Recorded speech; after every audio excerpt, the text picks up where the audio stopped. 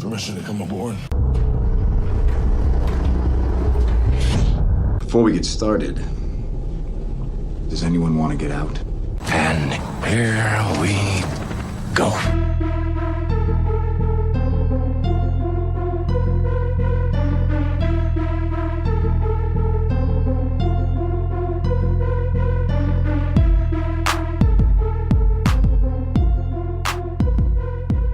Live from the Hollywood foothills of North Carolina, welcome back to the Confirmed Epic Podcast, the official podcast of the epicreview.com and proudly presented by the Geeks Worldwide Radio Network. I'm one of your hosts, the real Brad Bell, and joining me tonight is Abby Bell, also known as the mother of Beagles, the mother of Harper, the mother of wine.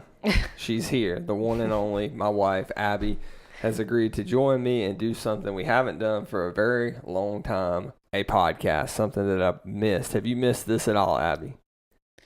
No, but I can tell that you have. No, I know you missed it too, because you told Harper the other day, this is what we used to do before you were born, and it was me getting the mics out.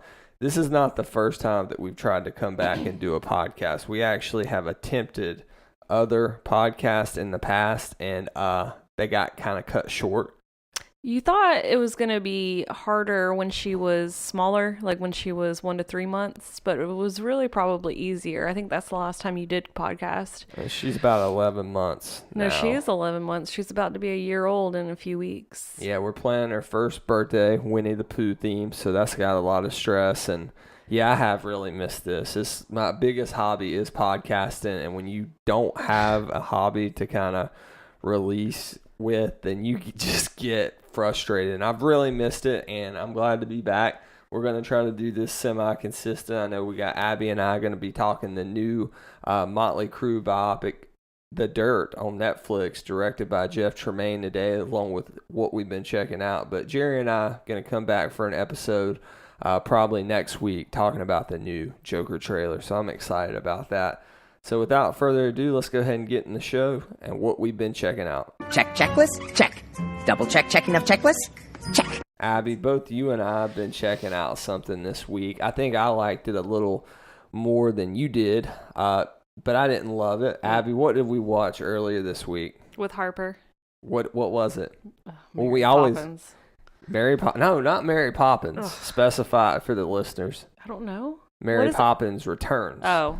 The new Mary Poppins movie that was released around Christmas, directed by Rob Marshall. I think he did a few of the Pirates of the Caribbean movies and not the good ones.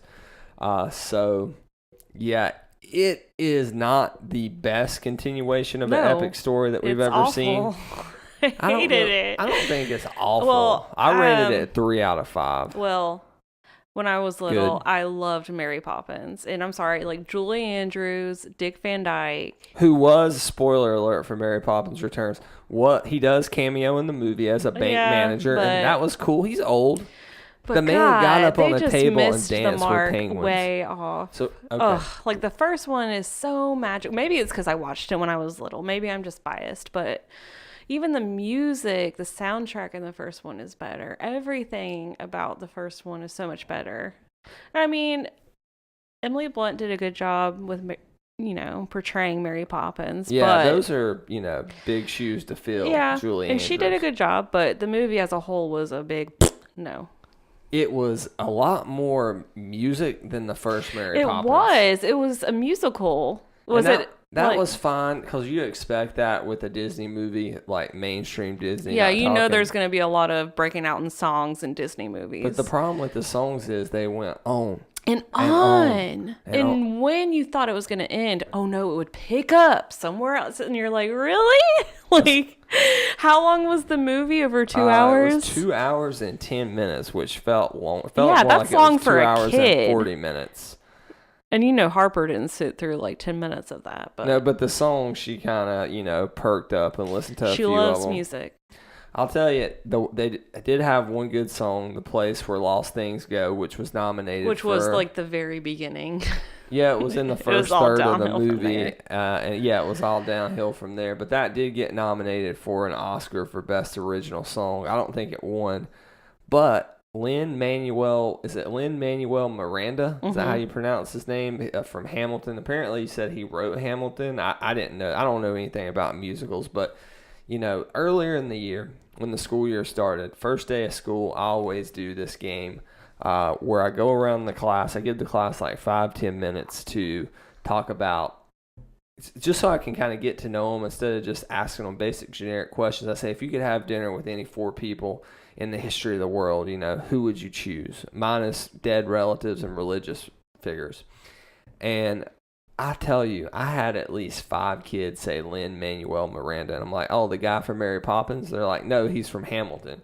So that's what he is known for. I mean, he's got a great voice. He's a great dancer, but... No, I think he's got like a pretty decent resume. Really? I don't know what else he's in besides those 2 things. And to be honest, I don't really feel like or care like looking it up. But Emily Blunt, awesome in the role. She was not, anything to be like, oh, I want to see another Mary Poppins movie right after this. I mean, if they never make another Mary Poppins, I think everybody would be perfectly fine with that. But the songs were never iconic. And maybe those other songs, like you said, just seem iconic because it's what we heard growing up as kids over and over and over. So maybe they're like ingrained in our mind. But I don't know. Even like The Place Where Lost Things Go was a good song, but it's not as catchy as like Let's Go Fly a Kite, which you play for Harper all the time. And we sing to Harper all the time, even though she hasn't seen, nor do we own the original Mary Poppins. Not yet, but we will. But I'm waiting for it to come out on 4K, which Disney's doing with all their classics. So whenever that happens, I will... what Disney movies do we have so far? 4K. We have Lion King. We have Mary Poppins Returns. What's the other one we have? Little Mermaid. And Little Mermaid. Yeah, those are the 3 they've released. And I'll probably get Dumbo when it comes out, which I've heard critics are not... Wait, the live action or the animation? Live action. And the animation if they ever release it. Kind of a sad movie, though. I've heard the live action's not as much like that, and that critics weren't as high on it, but general audiences seem to like it. So I'd like to see the live action Dumbo. What would you rate it out of 5? 2. Okay, so kind of I said a 3. So I think it was way too long, too. I think if they had cut it down, maybe that would have made it better. But just cut down each song by like 5 minutes. That one song, like towards the end, with all the chimney sweepers. Harper loved that. Oh no! Holy crap! The ending song was good. And with the balloons, yeah, that was fine. But the chimney sweepers in the middle, woo! God, I thought that was like a 10-minute. That's when the movie like jumped the shark. At that point. I lost interest after that. I was like, okay, I'm done.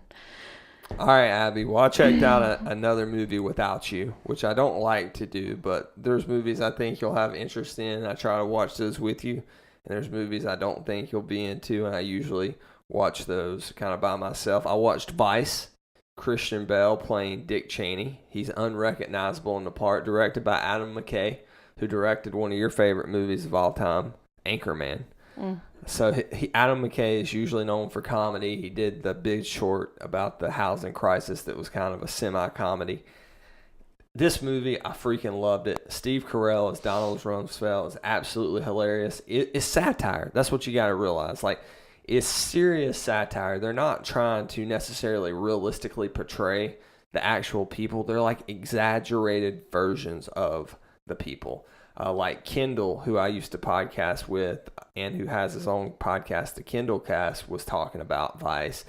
And he was saying how it felt like Steve Carell was Michael Scott playing Donald Rumsfeld. But that was fine. That was entertaining because I didn't... At first, I thought we were kind of going to get this serious, like... And don't get me wrong, it has a bunch of serious, like, social and political messages. Is it supposed to be, like, a comedy, or what is it? I think it's supposed to have... A dramedy? I think a dramedy would be the best way to describe it. Like, this is... Like, This Is Us? That no. No, I wasn't going to say that. Would you watch? I think you want to watch this, don't you? I would watch it. Yeah, but you watched it without me. Yeah, but we have it on digital, so I'd watch it again. But, man, Tyler Perry plays, what's his name? Colin Powell. Freaking awesome. Sam Rockwell plays George Bush 43. He's not in the movie much, maybe like 10, 15 minutes. Freaking awesome. But, I mean, Christian Bale basically becomes Dick Cheney. And I left this movie highly entertained. Was he nominated for best? Yeah, he was nominated for Best Actor, and Vice was nominated for Best Picture, which it won neither. Yeah. But I left it, highly entertained, but also highly disturbed too, because as bad as politics are today, you kind of forget crappy stuff like in recent memory because it doesn't look as crappy compared to what things are right now. We kind of look back on that time with rose-colored glasses. I mean, I would love to have George W. Bush 43 instead of the current occupant of the White House as president right now. I think a lot of sane people would. That being said, it wasn't all sunshine and roses in the Bush administration, but we're not going to get political. I have to talk about too much of that in my real job. But yeah, I highly recommend it. I think I gave it like a 4.5, so like a great and a half. I mean, it's close to being like a 5-star. Did you have any like laugh out moments, like laugh out loud? I mean, there's a lot of stuff that Steve Carell says that are exaggerated that you're like, nobody would say this in real life, that are like Michael Scott comments completely.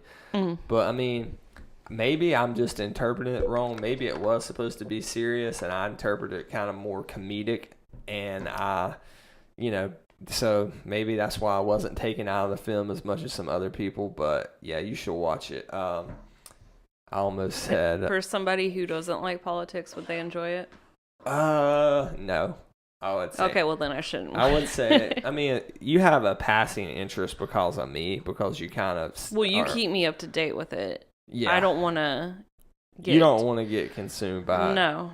Not at all. I think you would be entertained by it just because of the cast and some of the jokes and like I said, you don't have to be like some political / history buff to get this movie and enjoy this movie. It hits home. The movie starts when 9/11 happens. And then it kind of backtracks from there. And you see what the Bush administration went through on 9/11 and the months after, and it shows Cheney working it from the Nixon White House all the way up to the Bush White House. So he's not old Dick Cheney the entire time. And I kind of walked away saying Dick Cheney, not a good person, but he's a very complicated person.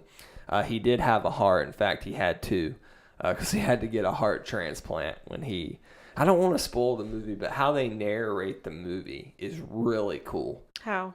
I'm not going to tell you because I want you to watch the movie and I don't want to spoil it. And it's like a twist kind of like 3/4 of the way through the movie that I didn't see coming. So we'll watch this tonight, Abby, if that's really what you want to do. No, I don't want to watch that. What else did we watch? Oh, we watched one of our favorite comedians, which is who? Oh my God, Amy Schumer. Amy Schumer. I love Amy Schumer. I'm not going to apologize. I like her. I like Lena. A lot of people don't, though. I know. It's kind of like Lena Dunham. She's not as bad as Lena Dunham, but they are so extreme. Lena Dunham's not really likable, though. She's a very hard person to like. Yeah, she is. Everything she does. Like, I don't really like her, but she makes me laugh. Yeah. Man, what'd you think of the new Amy Schumer Netflix special? It's been about a week and a half, 2 weeks since we watched it, Growing. So why is it called Growing? Because she's about to pop. She's Has she like given 8 birth to 9 months already? pregnant. No, not yet. Okay. But she's had like a really rough time with the pregnancy. Like she has hyperemesis, which she constantly has morning sickness, and she's had to deal with that. And she's had, she's like 37 years old, so the age-related issues with pregnancy. Pregnancy's hard. And she hadn't been married too long, right? No, her husband, they just recently diagnosed him somewhere on the autistic spectrum, so she talks about that in her act, and how that was the perfect husband for her, because that's why misses so much of the crazy shit she does because he is on the autism spectrum. Like it totally doesn't faze him. Yeah, it's hilarious because she would mention how they would be at a party, and then she would say like she loves something, and he'd be like, "No, you don't. No, you don't. You said on this day at this time that you don't love that." She's like, "Shut up, shut up, shut up." She said, but that's a big reason why she fell in love with him, because of his quirkiness.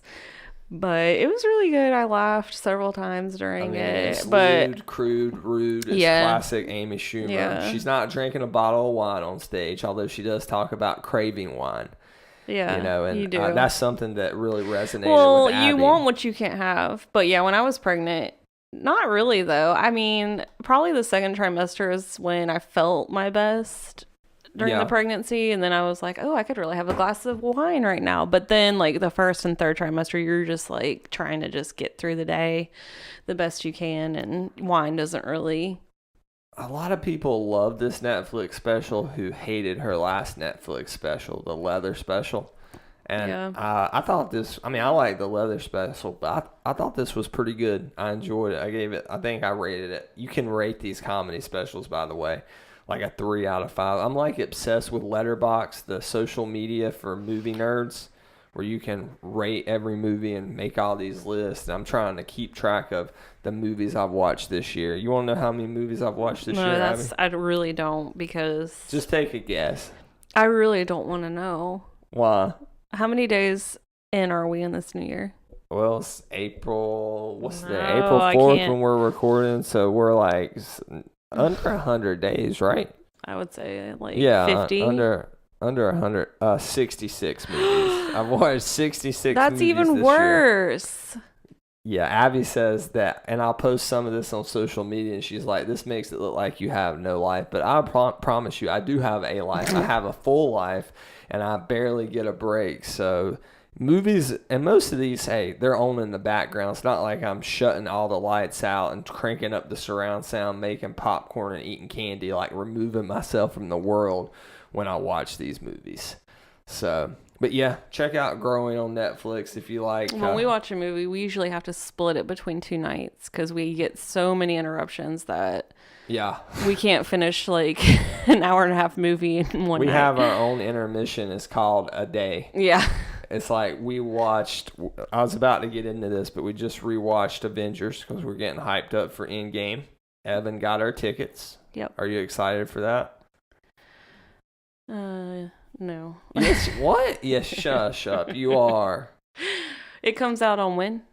April 25th is no, but the main officially, release is the 26th, which is is Harper's first birthday. Thank you. So we're focused on that, but that's why that whole next day is about her, and we're going to that Thursday night showing. Yeah, that's the only reason why. But I'm so excited for this movie, and I don't want to go back and try to watch every Marvel movie because that's crazy, but I do want to watch like this, meaning the main Avengers, Ultron, which we rewatched last year. I did, Abby didn't, and Civil War. I'd like to rewatch those, and Infinity War, even though it's a depressing movie, as Abby says, but I still think it's one of the best like Marvel movies. But yeah, it took us 2 nights to watch the first Avengers. Yeah. And like that's a light and fluffy movie. So pretty much we got to the Battle of New York, stopped, fell asleep, picked it up the next night during dinner, and finished it. But hey, that's the life of being a new parent. If you want to do things, you got to sacrifice and adjust it to your schedule. But first Avengers, we've talked about this movie on here a lot before. We did a whole podcast on it last year, revisiting it before Infinity War came out. But going back and watching that movie, does it still hold up? Do you still enjoy it as much as the first 1 or 2 times you saw it, or not? Yeah, I mean, yeah, I would say it holds up. What's your favorite part of that movie? My favorite part? Yeah. Is it when Steve's doing the punching bag? I don't know. My favorite part is when Tony's falling down from the wormhole and Hulk catches him. Yeah, that's pretty good. Anything with the Hulk is just freaking incredible. So, yeah, the first Avengers holds up. Like, when I did my letterbox, I was like, this was, when it came out, the cinematic event of a generation. It was like an event. Like I didn't know Paramount owned that, though. Yeah, Paramount had the license to the Marvel That's movies crazy. and before Disney bought it. The MCU was going to be Paramount, which is crazy. I think I was telling you that they bought all of Marvel for like $3 billion, and I think they paid more than that for Star Wars, like close to $4 billion. And, you know, like, they just said today that Captain Marvel just made $1 billion. Wow. Worldwide. Not even out a month, and it's crossed $1 billion. And I think they said that's like their 7th movie that's made over $1 billion. That's crazy. You know what's crazy? Aquaman made $1.4 billion. Oh my god! And it was the second. I don't know what the first was. It may have been Titanic. It was the second highest grossing film in the history of Warner Brothers. Oh my god! I think Titanic was Paramount, so I don't know what the first was, but to me that is Avatar. Avatar was Fox. I know that for a fact. So I don't know what. I'll have to look that up later, but Yeah, Aquaman. I'm not even going to talk about that. We may talk about that on a podcast one day, like Jerry and I. That But was such a great movie. when I first saw the Avengers, I said it was like a 4 out of 5, a great. But looking back, man, it's epic. It's 5 out of 5. It put us on the trajectory we are. It's hard to believe they teased Thanos way back then. You kept saying, "Where's Captain Marvel?" I didn't know. Abby kept saying that the whole time. And Kevin Feige has said there's some reason she couldn't be there.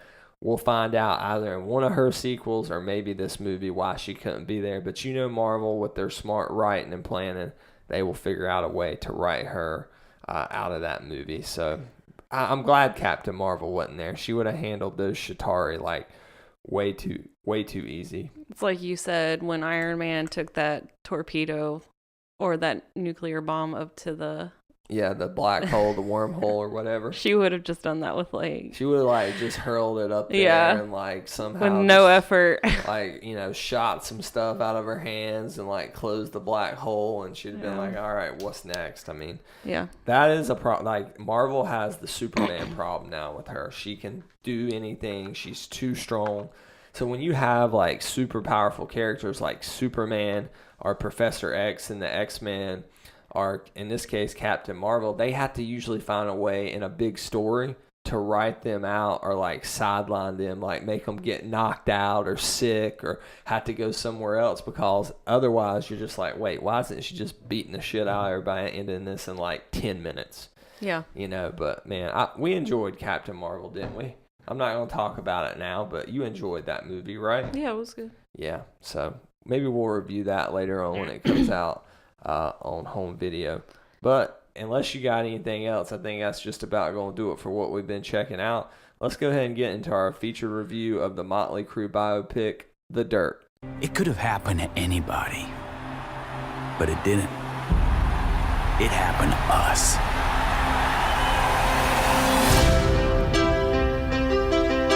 The new band is gonna be something nobody's ever seen before. Oh my God, those are my pants. But they look so much better on me.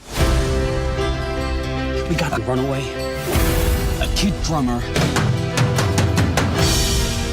an old man. Let's just play it. A cover band singer. They say you're gonna be a rock star. What do you think?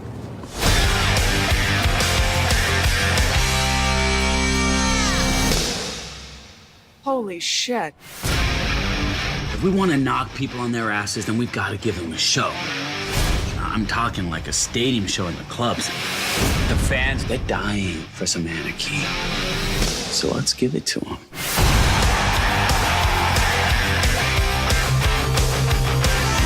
I work for Electra Records. You guys like a record too?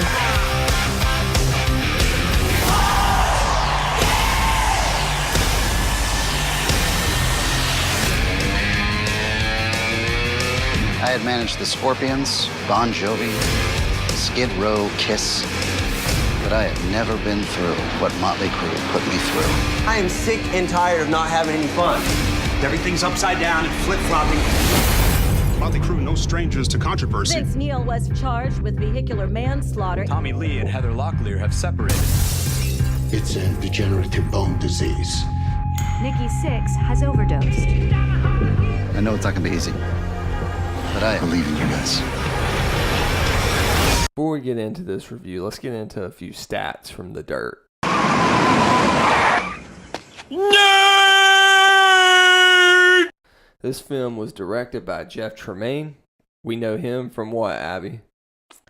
Jackass. Jackass, one of our all-time favorite shows. It's written by Richard Wilkes. It's based on The Dirt autobiography, which all of Motley Crue wrote, but they say Nikki Sixx wrote most of that book. It stars Douglas Booth as Nikki Sixx, Erwin Rion as Mick Mars, who is Ramsay from Game of Thrones, Colson Baker as Tommy Lee, Daniel Weber as Vince Neil. I know none of these actors except for the guy from Game of Thrones. It has a 108-minute runtime that flies by. It was distributed by Netflix and is a Netflix exclusive movie. And it is released in the U.S. on March 22nd, and I believe most outlets 2019. And no spoilers for this because, hey, it's based on a real-life story of the band Motley Crue, so there's no need for a spoiler section.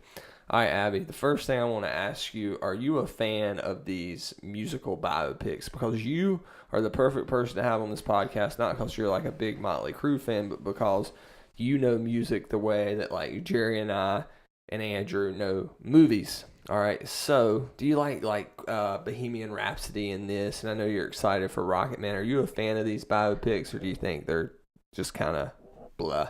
No, I like them. I think it like kind of recreates a newer audience for these older bands or these older artists that maybe wouldn't have reached them otherwise. So like you said, like you looked up the Motley Crue album, and it's sold out. Yeah, The Dirt. They it was basically a greatest hits, but they recorded 4 new songs and released it as a new album, and it's sold out like 1 to 3 month wait on Amazon. Which would it have been if they didn't have this movie? Heck no. So I think it's gonna reach bigger audiences, and maybe, like you asked me the other day, is Rock dead? Maybe it will stir some. Well, I used to think rock sucked like when I was in high school. Stir some thoughts on band like Stained and Nickelback and Disturbed and I don't think it's ever dead. I just don't think it's mainstream. Well, it's just like I used to think Which, rock, I mean, might not be a bad thing.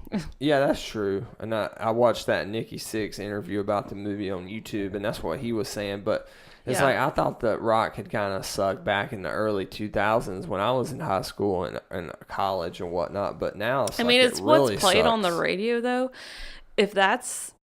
Then it would be, if that's your perspective, if that's your main media of listening to music, then yeah, it's dead. But we looked up the top 50 rock bands now, and it was like what so website obscure. Was that, though? One of the music websites. It may have been Billboard. We don't know who wrote that. No, but there was actually a podcast I heard about that talks about new rock music and tries to point out and So I think it's good bands. in like getting like newer audiences like acquainted with these artists. But you also mentioned something that was cool, that is rock dead? Maybe not. Maybe we're just not looking hard enough. But maybe it will inspire a new generation of people with musical talent to say, "Oh, well, rock. I want to pick up like a guitar. Or I want to learn how to do the drums, Because or maybe I can write songs." Or Motley Crue Well, and Elton John mean, movie coming out. Like it's a different way to expose this generation. Yeah, and unfortunately, they're cutting music programs from schools and artist program or art programs from schools, which is bullcrap. So that doesn't help. But yeah, I mean, anything can inspire you. So if hearing, a hair metal band, can get your wheels rolling, then I'm all for that. So I think, the younger people, maybe not. They didn't know anything about Motley Crue. Probably I mean, not. Motley Crue is like, they were big in the late 80s, early 90s. Yeah, which I grew up in the 90s, but I Roses wasn't time. really that familiar with Motley Crue. I mean, everybody knew who Tommy Lee was because he was a popular celebrity in the Pam Anderson and the sex tape his and all that personal stuff. life, You heard Nikki Sixx on the radio some. He would do his radio show at night. Yeah, but people probably didn't really realize where he came from, Yeah, that's true. Well, what sucks is I liked Motley Crue. I never loved Motley Crue. I always liked Guns N' Roses better, but now that I look into it, I think Motley Crue may be just as good, if not better, than Guns N' Roses. Now, I don't know, nobody in that band's as good as Slash, but that being said, I think I like the band overall better.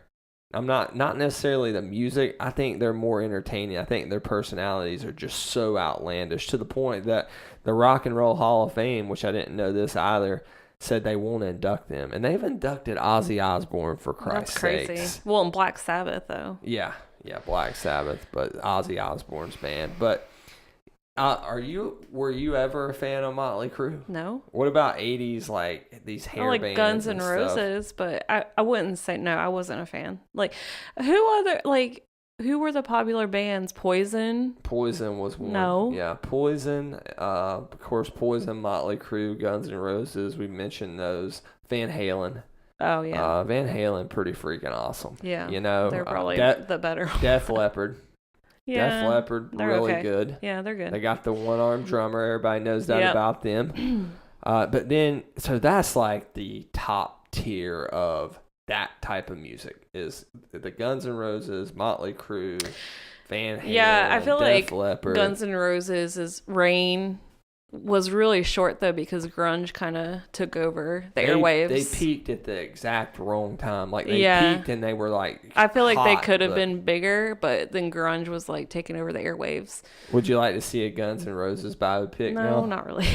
I know. Oh man, That would be weird. It would be cool if they did like. I wonder if somebody would take a different. No, I like approach how they're doing like different artists though. Like Elton John is way different from Motley Crue. Motley Crue is way different from Queen. But I mean, I can see where they can get some of their style from Queen and Freddie Mercury and. Oh yeah, they were talking about that. Nikki They Sixx. took a lot of their inspiration from Bowie. From I Bowie, think. the Beatles, the Rolling Stones, and Queen. He said that apartment where Motley Crue that you see in the movie where they formed, that was Tommy's apartment in real life. You know, on this movie, I think it was Nicky's apartment, but they didn't even have a TV. All they had was a record player, and it was like up on cinder blocks. Yeah. And they would sit there and listen to music, not to rip the music off, but to like inspire them. And I think that's a pretty cool thing. I always liked Motley Crue, never loved them. I bought tickets to their farewell tour in 2013, which I think was one of 2 farewell tours like most bands like that have. And it was my first year teaching, and I had to do like an open house. So I ended up just basically giving my tickets away for dirt cheap. So like, dang, especially now, I didn't get to go see them. I know that they wouldn't have been in their prime, but still, that would have been freaking cool. I want Abby to go see Kiss, but you know, it's not the same. It's not the original. It's not Ace anymore. It's not Ace on the guitar. I don't want to see Kiss. It's not Peter Criss on the drums. It's like, but it's Gene and Paul Stanley. They just want it for the money. They're just in it for the money. Oh, well, that's all they're in it for. I know, but they're entertaining as hell. Like I think not their music's not great. Their stage show, however, I'm not paying money to see them. Legendary. We can go see the Smashing Pumpkins, but I'm not going to go see Kiss. So can that be our compromise? We'll talk about that off air. So Guns N' Roses is your favorite band of this era, probably, if you had to pick one? Yeah, if I had to pick one. Okay. What about favorite Motley Crue song coming out of this movie now? Because we've listened to a lot more. I think I know what you're going to say, but mine's Kickstart. What is mine? Yours was Shout at the Devil, but that was like everybody's favorite, and that's like one of the most popular ones. I didn't know about that song until I watched the movie. But that's like not nowhere near the I mean, I did song. know it, but I've never really like listened to. I mean, I've heard it before, but I've not taken interest in it. When you hear Motley Crue, you think, they're trash because of all their antics and stuff, but there's a lot more to it than that. Yeah, Vince is trash, but but everybody else is a little more complicated. Like, I found it fascinating that they all come from very different backgrounds, because you got Tommy Lee, who is the notoriously wild one, right? Dating TV stars, porn stars, making sex tapes, riding Harley Davidsons everywhere.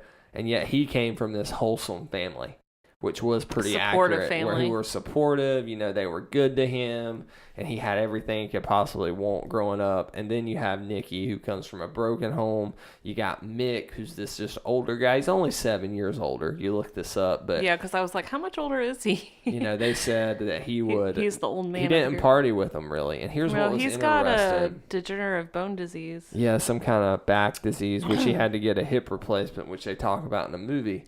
But what was interesting is Nicky said they all had dinner with the guys who played them. All right, so Motley Crue took the movie Motley Crue out. Mm-hmm. And, he said, we don't party anymore, so we all just left and went our separate ways. And all the guys were going out to party, like the actors, right? Yeah. And the one that didn't go out and party was the guy who played Mick Mars, who was Ramsay in Game of Thrones. That's kind of funny. Yeah, so he is the one who didn't really drink or smoke. He played or anything. Mick Mars, by the way, the old man. Yeah, he played the old man, Mick Mars. But yeah, Kickstart My Heart's probably my favorite one. Home Sweet Home's the classic. I mean, their music hit. is catchy though. It's got more variety to it than you think. Yeah, it does. Like all of Def Leppard's songs sound the same. Motley Crue, and I like Def Leppard. Van Halen kind of like that too. No, Van Halen's not like that. Well, I mean, they got like Panama and Jump, which are kind of different, but everything else. Okay. We have their album. Yeah, we stole play it it from your parents. No, All I right, didn't steal but it. My Def dad gave it. Leppard is like that. A lot of their I songs. don't really know that much about Def Leppard Well, we either. have their I just album, had too. We stole it from Pyromania your is the only parents. album I have from them. Which is their like that's like their Yeah, appetite for that's destruction. Yeah, you know, that's their most popular album. what was interesting about Motley Crue is all their hits were kind of spread out across like 4 different albums. Where like they had a hit song on each album instead of just one like revolutionary album. The way that Appetite for Destruction or Nevermind, like those albums. Every song's good. Like every song can be played on the radio, and those come around once in a generation usually. You know. God, yeah, like ours was probably Green Day. American Idiot was probably ours, and I don't know what would. I mean, that may have very well been the last one. You know. All right. So what are your? Gotta think about that. What do you think about this movie? Did you like it? Yeah, I was really hesitant on watching it. Like, I really didn't I want to watch it without Abby. I'm like, you should watch it. You know, so it got more to it than you think. But I'm glad I did because it was really entertaining. Like like you said, it went by fast. You didn't realize. The opposite of Mary Poppins. Yeah, it was good. It was entertaining. Yeah, was I it liked it too a lot. crude? There were parts of it where I was like, really? Yeah, but there was a lot of boobs. There was a lot of drugs. The way that they were, like, they had Ozzy in it, and he just acted like a damn fool. That's a true story, by which the way. I believe because he just, Yeah. But it's crazy how they survived that because you would think, they did heavy stuff like heroin and. Well, no, the only one that did heroin was Nikki. Yeah. None of the rest of them, as far as I understand, as far as touched you heroin, know, yeah. You know, he was spending $1,000 a day. He was to the point where he had to be resuscitated. Yeah, which is a pretty infamous story, which they hit on in the movie. I don't know the guy that played Nicky. Like, I don't know him from anything, but he was awesome. He was really good. And Nicky's the most interesting member of that band, even though he's just the bassist, because it was his idea. He created that band. He's very intelligent, articulate, well-spoken, and the actor in this movie, really, he got that across. Did you like the casting? I know we're not Motley Crue experts. We don't know Motley Crue like you know the Beatles or something. I think like Machine Gun Kelly played Tommy Lee. Okay. Who's that? Who's Machine Gun Kelly? I'll have to look this up. He's been in some things before. He was in Bird Box. Wait, what? No, not Bird Box. Damn it. Quiet Place? Yeah, Quiet Place. He was? Yeah, he was. Who was he in? He was the guy in the house, the skinny guy with the tattoos that hooked up with that girl. Remember? Was he? Yes. Oh, okay. No. But he's an artist too. Really? Yeah. That's crazy. You know who I'm talking about? No, though? I do now because I just looked him up on Wikipedia. Yeah. So he played Tommy. I guess because the long hair. He had long hair most of the movie. Yeah. So I really didn't pay it much attention. God, I wonder what the guy. But didn't Pete Tommy Davidson was in this movie, Saturday Night Live. Yeah, he was. He was the Elektra Records guy that signed Motley Crue to their first record deal. This guy Douglas Booth, though, I've seen him. I gotta look up and see what else he's been in. Who was he? He was in Pride and Prejudice and Zombies, Jupiter Ascending, Noah. He's been in a lot of stuff. Wait, let me see see him. Six. He's Nikki 6. Oh, how old is he? 20. Hold on a second. This is great radio. He's 26. Oh. Which, you gotta understand this about Motley Crue, and Nikki 6 was saying this in that interview. They weren't in their 20s when this band was getting going. They were Mick was older, but they were 18, 19, 20 years old. Babies. Tommy Lee was 17 when he started in Motley Crue. So, you can't really judge them the way that, especially for those early days. And they acted their kids. age, too. They acted like they had fame and wealth at young ages, and they just took it and ran with it. The casting was really good, I say. I mean, like whenever they at the end they show them kind of side by side with their like real life counterpart, like in their prime. You know, obviously they look different than they do now. Although they did do a cool bit with the Machine Gun Kelly where he walks in the dressing room, walks out, and the old Tommy Lee walks out like the real Tommy Lee. So that was pretty cool. But do you think the casting overall was pretty good? Yeah, at first I wasn't like excited that Ramsey. Yeah, because I call him Ramsey because I know him from Game of Thrones. He's a good actor. Yeah, he did really good. He was good as Ramsey. I mean, not that I know McMars like that, but you know. Yeah, I mean, that's the thing. We don't know this band, so we can't be like, oh, yeah, they knocked it out of the park. Like, I felt like, I mean, nobody in this movie was like Rami Malek and Okay, let me ask you this. Who would you want to see? Rhapsody. Who would you want to see a movie about next? I was going to ask you that at the end of the podcast, but since you put me on the spot, I mean, man, that's a tough one. I really want to see. I want to see Nirvana. Okay, so think about it. They've Nirvana. Done Queen. I want to see Nirvana. Well, they've done Johnny Cash too. Yeah. Oh yeah. You forget about that because that was in isolation. Like this is almost like it's not like a superhero movie trend, but it's kind of a trend right now. Yeah, because I guess it's now there gotten were more other ones. interest. Like you had Ray. That was one. Yeah. You had the one where Beyonce played Etta James, Motown Records. That was a good one. I mean, there have been music biopics before, but right now I feel like we're just starting to see like a real rush in them. No pun intended. Which I'm glad. I don't want to see a Rush. They say Rush. There's a Rush documentary on Netflix that somebody recommended to me. And I like Rush. I don't love them, but I like them. And they would go on, like one time Rush went on tour with Kiss. And they would play some festivals with like some of these bands like Motley Crue sometimes. And those guys would they say Gene Simmons is in this documentary about Rush. He does an interview. He said they were on tour with Rush. And in one room, they're in there having an orgy, snorting cocaine. And he went next door to invite the Rush guys, and they were all reading books, playing classical music, drinking wine. Oh yeah. So that's the kind of band that Rush was. So I don't think that would be like an interesting biopic. But man, Nirvana, if they could really get somebody to just play I was thinking Cobain like Pearl Jam or something. and knock Kurt Cobain like out of the park. But I think Bowie. He's bigger than that band though. Cobain is. So I feel like it would Are you almost. freaking serious? I feel like it would be hard to make a Nirvana movie. I don't and think not they focus should. Mainly on Kurt Cobain. Oh, God, you no. know. I don't think they should because he is so Twisted and depressed. I mean, and- there's a lot. He's complicated. But wouldn't that Very make it complicated. interesting, like a character study on him? I don't know. I don't know if it. I mean, the Beatles is the obvious choice, right? Well, isn't that the one that everybody would want to see if they could pick one? probably the Stones over the Beatles because I think They would be more fun. they would be more entertaining. You know what's Nikki was talking about Keith Richards. And how he was the Stones were such a big inspiration, and so Keith Richards did heroin, and I mean that's no secret. I'm not breaking any news there, but since he knew that Keith Richards had done that, he wanted to do it because he just thought that's what rock stars did. Yeah, and which is crazy that Keith Richards, they're still touring and Motley Crue's not. Your parents had tickets, but yeah, that got postponed because Mick.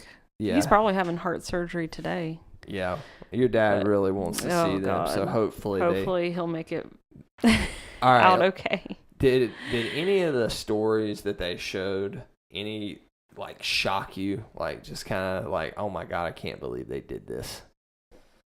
I mean, shock me? No. Yeah, I don't. But grossed me out? Yes. Yeah. I mean, they acted like rock stars. There's a scene at the table where they're all sitting at this table in a bar, and there's a girl. Yeah, that was under disgusting. the table, and you can put two and two but together. you know, I don't doubt that didn't doing. happen. Oh yeah, I mean, they say in the book it happened, which I hadn't read the book, but hell, I want to at this point because they say there's just like any book, there's a lot more in the book than they can put in the movie. But did you what's weird is you see this movie, they do all these horrible things, right? Like, but they're still like likable. Exactly. Well, Did you leave the movie liking them because they realized what they did was wrong.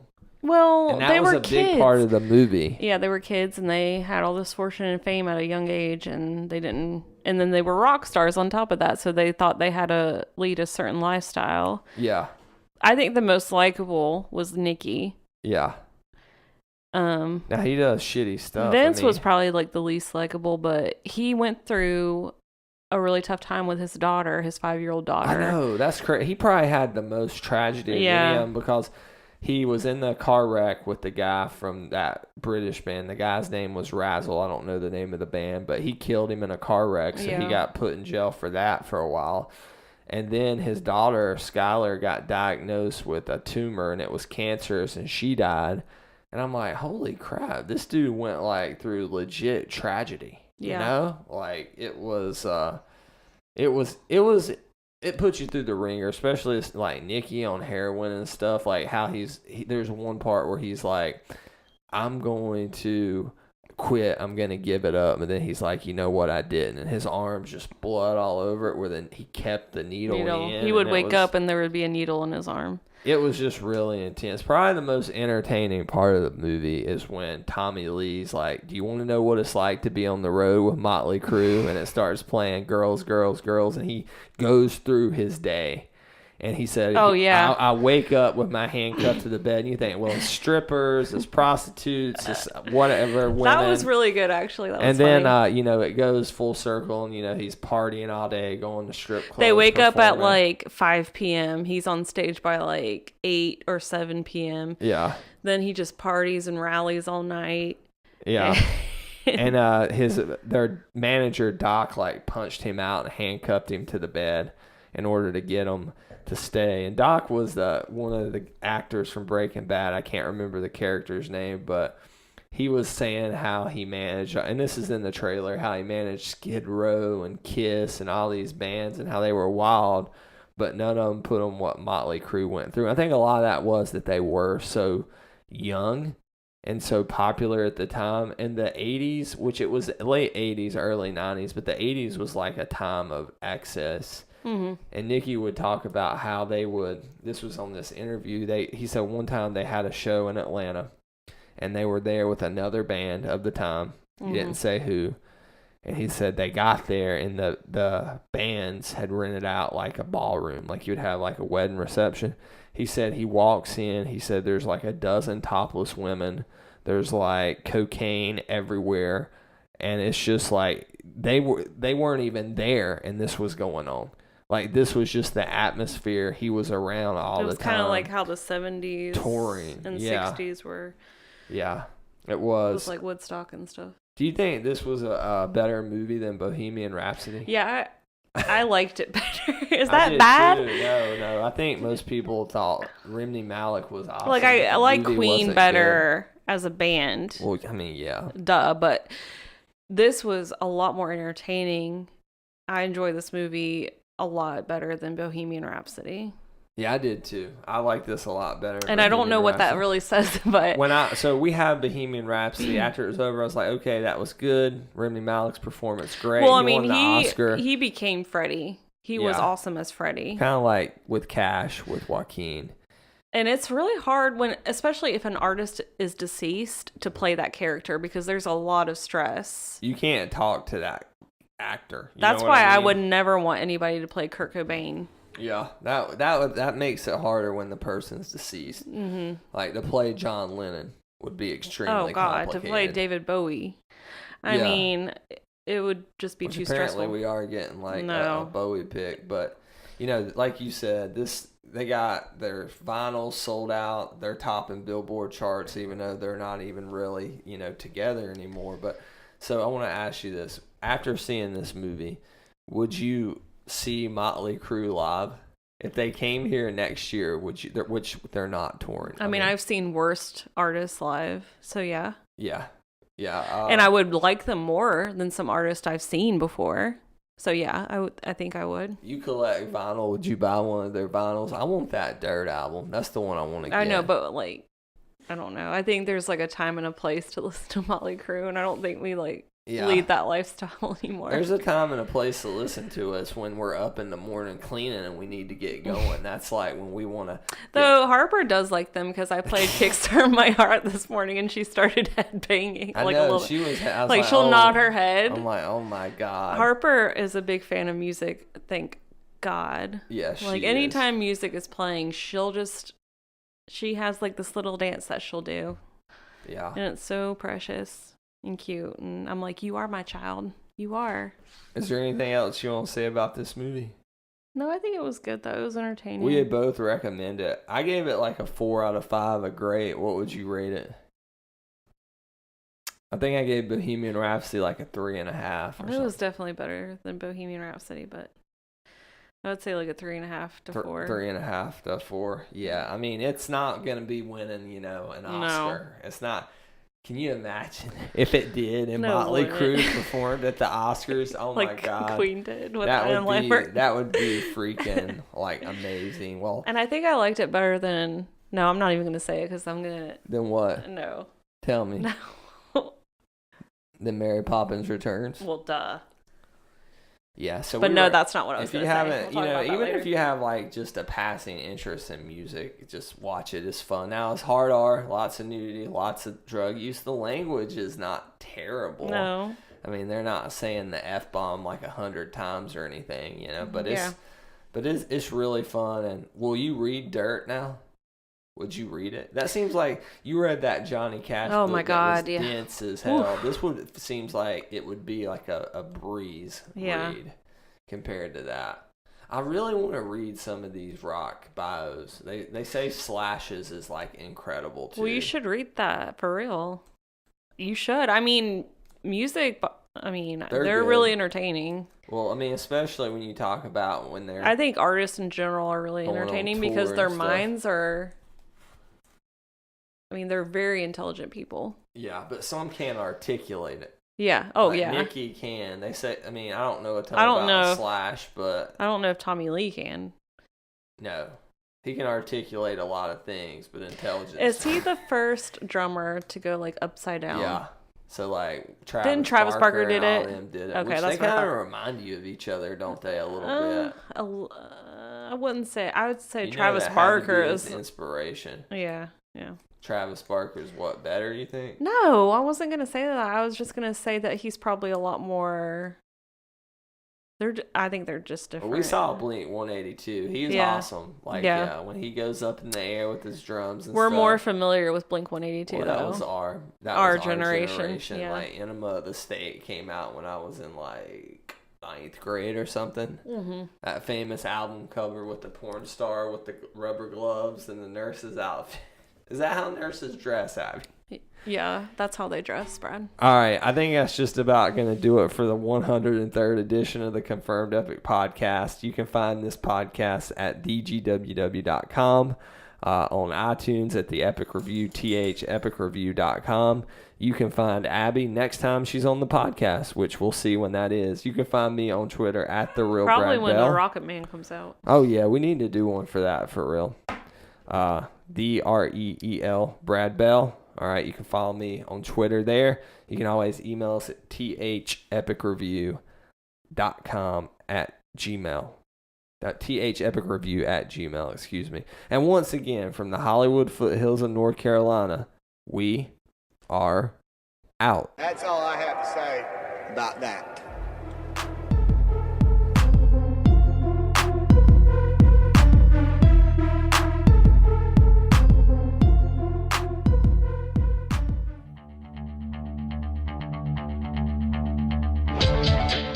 This has been a production of the GWW Radio Network. Please don't forget to subscribe, rate, and review us on iTunes, Stitcher, and SoundCloud. Also, check out Geeks Worldwide at thegww.com for all the latest news, reviews, and opinions on video games, comics, movies, TV, cosplay, and more.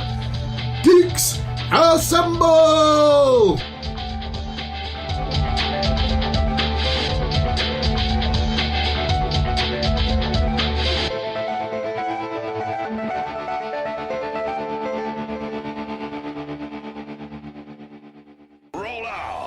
Abby, I forgot to ask you, who would you like to see get their own biopic, the next music group? I have no idea. I mean, I would guess the Beatles, but I know that's too easy of an answer. Well, they are coming out with that Beatles movie where Yesterday. the guy... We need to do that one. We should go see that one. When does that one come out? June. Yeah, June. Okay, good. Well, I did recently watch a documentary on the Doors on Netflix. And Jim Morrison is he's kind of like Kurt Cobain, where he's like just a complicated person. But I think like he was really... The Doors would be good. The Who would be good. Prince would be good. Oh. Do you like Prince? Because people love Prince, like music people doing it. You never really talk about Prince. I mean, I'm not... I like some of his songs, but I'm not like a Prince fan, no. Yeah, so you wouldn't get a Prince Funko Pop? Hell no. Would you get a Motley Crue Funko? No. They have them, by the way. Okay, well... I don't collect Funkos like you do. I love Funkos. Of course, now I'm going to say like Crew. Bowie too. Bowie was very complicated. Would you get a Kurt Cobain Funko Pop? No. Johnny Cash? Yes. Elton John? Yeah. Okay. All right. Would you get a Funko Pop of Penny? Oh, wait, we have one. All right. Anything else you want to say about music biopics or music in general while you're on the mic? No, they just have they have a lot of good documentaries on Netflix for artists. Well, there's the Rush one that I was talking about. Yeah, there's they have the a Doors Rolling one. Stones one. Did you finish that one? No, I haven't finished it yet. I mean, when do we have time to finish things? We don't have time to finish Usually anything. takes about 3 nights, but... Yeah, exactly. All right. Rock on.